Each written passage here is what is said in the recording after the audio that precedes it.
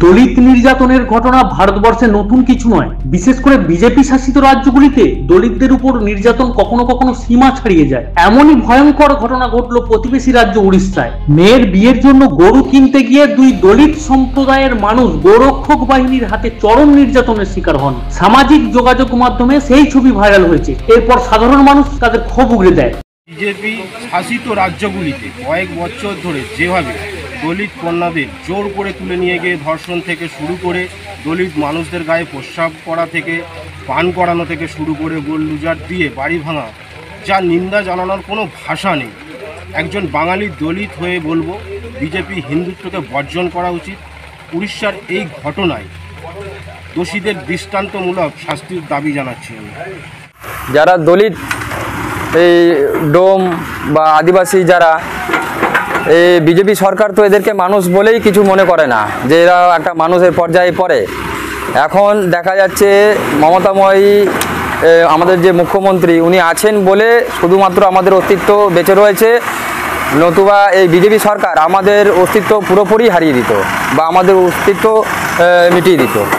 গোঘাটের প্রাক্তন বিধায়ক মানস মজুমদার ঘটনার তীব্র নিন্দা করেন। তিনি বলেন, হাতরাস থেকে উত্তরপ্রদেশ সব জায়গাতেই একই চিত্র। কোথাও দলিতদের খুন করা হচ্ছে, কোথাও দলিত মেয়েরা ধর্ষণের শিকার হচ্ছে, আর এই সবগুলোই ঘটেছে বিজেপি শাসিত রাজ্যগুলিতে। এই বিষয়ে তিনি কি বললেন শুনুন। দেখুন, বিজেপি নামক যে রাজনৈতিক দল ভারতবর্ষে এই মুহূর্তে ক্ষমতায় আছে, তাদের রাজনৈতিকভাবে জন্ম হয়েছে আরএসএস এর গর্ভে। যে আরএসএস 1925 সালে ভারতবর্ষে তৈরি হয়েছিল ব্রিটিশদের তোষামতকারী দল হিসেবে। তাদের উদ্দেশ্যই ছিল তারা ব্রিটিশদের তোষামত করবে এবং ব্রিটিশরা তাদের যে চিন্তাভাবনা, সেই চিন্তাভাবনার প্রসার ঘটাতে তারা কোনো বাধা দেবে না। তো তাদের যে সংবিধান, সেই সংবিধান যারা দলিত সমাজের যারা মানুষ, যারা নমশূদ্র বলুন, এই বাংলার মতুয়া বলুন, উদ্বাস্তু বলুন, এই বাংলার দুলে বাগদি বলুন বা আদিবাসী বলুন, এরা হিন্দু নয়, এটা আরএসএস এর সংবিধানে আছে। হিন্দু হলো একমাত্র উচ্চবর্ণের যারা মানুষ। এবং ভারতবর্ষে বিভিন্ন রাজ্যে আপনারা লক্ষ্য করলে দেখবেন, শুধু আজকে গঞ্জাম জেলা নয়, যে ঘটনা ঘটেছে সেটা উড়িষ্যার গঞ্জাম জেলা, সেই জেলা নয়। এর আগে আপনারা হাতরাসে দেখেছেন, কয়েকদিন আগে আমরা মধ্যপ্রদেশে দেখলাম, ছত্তিশগড়ে দেখলাম যে জনপ্রতিনিধি দলিত, তাদেরকে মঞ্চে উঠতে দেওয়া হয়নি। এদেরকে দলিতকে অরিজিনালি বিজেপি ভোট ব্যাংক হিসেবে ব্যবহার করে, আর ভোটের জন্য এদেরকে এই বাংলায় যে স্লোগানটি শুভেন্দুরা চালু করেছে, হিন্দু হিন্দু ভাই ভাই, এটা শুধু ভোটের জন্য তাদের দেওয়া হয়। এর বাইরে আজকে মুসলমানদের বিরুদ্ধে লড়ার জন্য দলিতদের ব্যবহার করা হয়। যেদিন মুসলমানদের বিরুদ্ধে লড়াই শেষ হয়ে যাবে, সেদিন দলিতদের সাথে লড়াই হবে উচ্চবর্ণে, সরাসরি লড়াই, যে লড়াইটা আজকে মুসলিমদের সাথে এই ভারতবর্ষে লড়ছে। আমরা যেটা জঘন্য ঘটনা দেখলাম গঞ্জাম জেলায়, উড়িষ্যায়, দু ভাই পারিবারিক বিয়ে, তারা গরু কিনে বাড়ি ফিরছিলেন। এটা দেখবেন এখনও ভারতবর্ষের বিভিন্ন প্রদেশে, প্রত্যন্ত গ্রামে এই চল আছে। এবং প্রাচীন ভারতে এই চল সব জায়গায় ছিল, যে মেয়ের বিয়েতে গরু দান। এবং আমি শুধু এইটা না, আমার বাস্তবিক অভিজ্ঞতা থেকে আমি জেনেছি, যে আমার মা আমাকে বলেছেন, বাবাও বলেছেন, যে মায়ের বিয়ের সময়, বাবার বিয়ের সময় আমার দাদু মাকে এক জোড়া গরু উপহার দিয়েছিলেন। কি কারণ? যে মেয়ে শ্বশুর বাড়িতে যাবে, সেখানে যদি দুধ খেতে না পায়, বা যারা নাতি নাতনিরা হবে তারা দুধের জন্য অসুবিধা নয়, এক জোড়া গরু দিয়েছিলেন শুধু মায়ের জন্য এবং তার সন্তান, মায়ের নাতনির জন্য। এটা আমার পারিবারিক উপলব্ধি।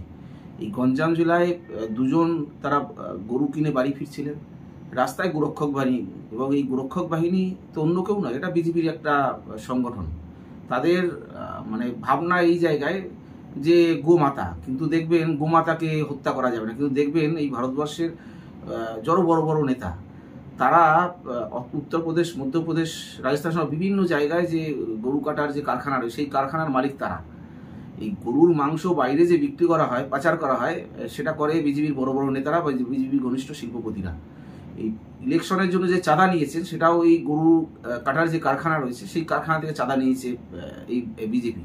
তার প্রমাণ আমরা বিভিন্ন সময় টিভি বা পত্রিকায় আমরা দেখেছি। কিন্তু এদের গোরক্ষক বাহিনী মানে দুটো একদম বিপরীত ধর্মী। এদিকে তারা গোরক্ষার কথা বলছে, আবার তাদের নেতারা গরু কাটার কারখানা চালায়, গরু কাটার কারখানা থেকে চাঁদা নেয়। তারা গঞ্জাম জেলায় দুজন ব্যক্তি, তারা বাড়ি ফিরছিলেন মেয়ের বিয়ের জন্য গরু কিনে, রাস্তায় তাদের পদ আটকে দাঁড়ায়। তাদেরকে মাথা মুন্ডুক করে, অর্ধেক মাথা মুন্ডুক করে তাদেরকে 2 কিলোমিটার নাক্ষত দিয়ে, যেটা আমরা দেখেছি স্কুলে মাস্টাররা শাস্তির জন্য দিতেন, সেই নাক্ষত দিয়ে 2 কিলোমিটার তাদেরকে হাঁটায় এবং এখানেই শান্ত হয়নি, তাদের উপরে কত অত্যাচার হয়। তাদের কাছে 700 টাকা ছিল, সেই 700 টাকা নিয়ে নেওয়া হয়, তাদের মোবাইল ফোন নিয়ে নেওয়া হয় এবং যেটা বর্বরিচিত, এই ঘটনা তো উড়িষ্যায় আগে ছিল না। যেদিন থেকে ডবল ইঞ্জিনের সরকার উড়িষ্যা ক্ষমতা দখল করলো এই বিজেপি, সেদিন থেকে এই গোরক্ষক বাহিনীর তাণ্ডব, বিজেপির বিভিন্ন শাখা সংগঠনের তাণ্ডব। এই বাংলা থেকে আমরা দেখেছি যারা বাংলাভাষী মানুষ উড়িষ্যায় যাচ্ছে তাদের ধরে ধরে হেনস্থা, তাদের আটকে রাখা, তাদের বাংলাদেশি বলে, বাংলা বললেই বাংলাদেশি বলে চালান করে দেওয়া, এই আমরা বিভিন্ন প্রদেশে দেখছি, উড়িষ্যায় আমরা দেখছি। তো যেখানেই বিজেপি আসবে সেখানে এই ঘটনা ঘটবে। ব্যতিক্রম বাংলা, এই বাংলায় যেহেতু মমতা বন্দ্যোপাধ্যায় ক্ষমতা আছে, এই বাংলায় এখনো বিজেপি এই কাণ্ডগুলো, এই ভয়ানক বর্বরচিত কাণ্ডগুলো এটা তারা ঘটানোর সাহস পায় না। আমরা এই জঘন্য ঘটনার ধিক্কার জানাই। আমাদের বাংলার মুখ্যমন্ত্রী, তিনি সর্বধর্মের প্রতীক, তিনি রামকৃষ্ণ পরমহংসদেব স্বামী বিবেকানন্দ যে বাণী আমাদের সমাজের জন্য রেখে গেছেন, মানুষের জন্য রেখে গেছেন, সেটাকে আরও এগিয়ে নিয়ে যাওয়ার চেষ্টা করছেন। আমরা বলবো যে এখনও সময় আছে হাতে, মানুষকে বুঝতে হবে, যারা নিম্নবর্ণের মানুষ, যারা দলিত সমাজের মানুষ, তাদের সামনে জয় শ্রীরাম ধ্বনি দিল আর তারা বিগলিত হয়ে সব বিজেপি হয়ে গেল। বুঝতে হবে যে তারা যাদের স্লোগানে বিগলিত হয়ে যাচ্ছে তাদের রাজনৈতিক চিন্তাভাবনাটা কি। তাদের রাজনৈতিক চিন্তাভাবনায় দলিত, আদিবাসী, নবশূদ্র, মতুয়া, দুলে বাগদি, হাড়ি, ডোম বা আদিবাসী, এই ভারতবর্ষে যারা প্রাচীন জনজাতি, যাদেরকে বিভিন্ন সময়ে ব্যবহার করে বিজেপি অন্য সম্প্রদায়ের সাথে লড়াই, তাদেরকে বিজেপির যে রাজনৈতিক অভিধান, আরএসএসের যে রাজনৈতিক অভিধান, সেই অভিধানে তারা হিন্দু নয়, তাদেরকে বুঝতে হবে। আর তারা যদি একবার বুঝতে পারে তাহলে বিজেপির যে অত্যাচার বিভিন্ন প্রদেশে, আজকে আপনি সরাসরি দেখলেন উড়িষ্যায়, আমরা মধ্যপ্রদেশে দেখেছি, এর আগে হত্রাসে দেখেছি, রাজস্থানে তো প্রতিনিয়ত এই ঘটনা ঘটে, বিহারে এই ঘটনা ঘটে। যারা দলিত সমাজের মানুষ তাদেরকে আমাদের আরাধ্য দেবতারকে স্পর্শ করতে দেওয়া হয় না, তাদের ছাওয়া স্পর্শ করা পাপ, তাদের জল স্পর্শ করা পাপ। আমরা বিভিন্ন জায়গায় দেখেছি জল স্পর্শ করলে পরে যেখানে উচ্চবর্ণের মানুষের বাস সেখানে তাদের উপর অকথ্য অত্যাচার হয়।